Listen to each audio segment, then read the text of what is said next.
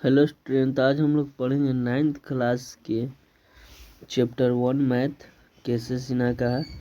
तो चलिए चैप्टर 1 शुरू करते हैं।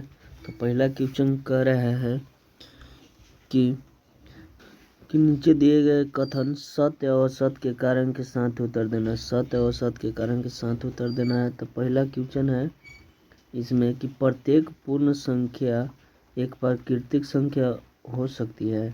करेंगे प्रत्येक पूर्ण संख्या एक प्राकृतिक संख्या हो सकती है। तो आप लोगों को पता होना चाहिए कि पूर्ण संख्या क्या होता है। पूर्ण संख्या किसको बोलते हैं? तो पूर्ण संख्या कौन होता है? जो जीरो से शुरू होता है। कौन से? जीरो से। 0 1 2 3 से शुरू होता है, उसे क्या कहते हैं? पूर्ण संख्या कहते हैं। ठीक। और प्राकृतिक संख्या कहाँ से शुरू होता है? 1 से। 1 2 3 से। तो आप बताइए प्रत्येक पूर्ण संख्या एक प्राकृतिक संख्या हो सकती है? तो 0 एक प्राकृतिक संख्या है? नहीं है। तो ये असत्य हो जाएगा। तो इसको क्या लिख? तो पहला क्या हो जाएगा? असत्य। ठीक। अब चलते हैं दूसरा पर। तो दूसरा क्वेश्चन कहता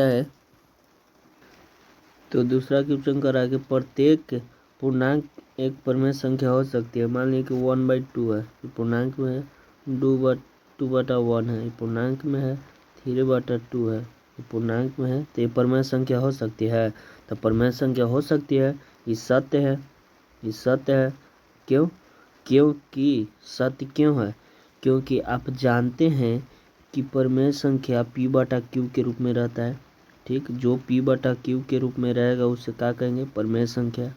तो यह कह रहा है कि प्रत्येक पूर्णांक एक परिमेय संख्या हो सकती है। तो हो सकती है p/q के रूप में। ये ना होता है कि p/q के रूप में रहेगा का 1/2 हो, 3/2 हो, कुछ हो।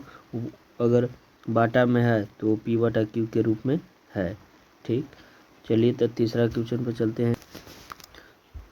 तीसरा है कि प्रत्येक परिमेय संख्या एक पूर्णांक संख्या हो सकती है। नहीं, यह सत्य है। क्यों असत्य है?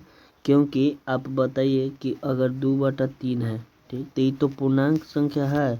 ठीक। बाकी परिमेय संख्या हो सकती है? नहीं, कैसे कि पुटे नहीं कटा है, इसको p/q के रूप में नहीं लिख सकते हैं। ये चलते ये नहीं होगा।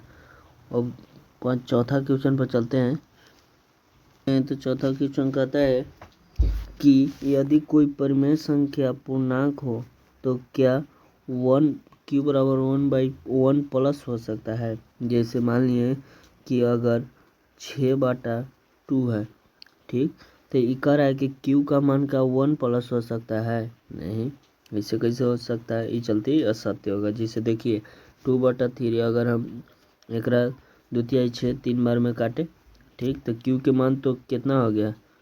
2 हो गया। कैसे 2 होगा? कैसे कि p/q होता है, और p/q होता है तो p के ऊपर 6 है और नीचे कितना 2 है, तो q के मान कितना हो गया?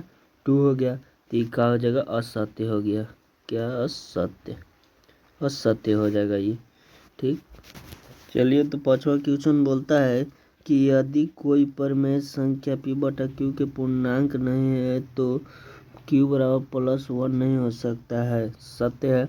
अगर जब अभी न बताएं कि अगर मान लीजिए कि इतना है, p/q के रूप में नहीं है, ये कटिए नहीं रहा है, तो 1 प्लस होगा, पक्का होगा। ठीक। जैसे q के मान कितना आ गया? 3 आ गया। ठीक। अगर ये परिमेय संख्या जैसे p/q के रूप में अगर नहीं रहेगा, ठीक, तो ये क्या रहेगा? 1 प्लस रहेगा। ठीक। तो इसको क्या बोलेंगे? ये सत्य है।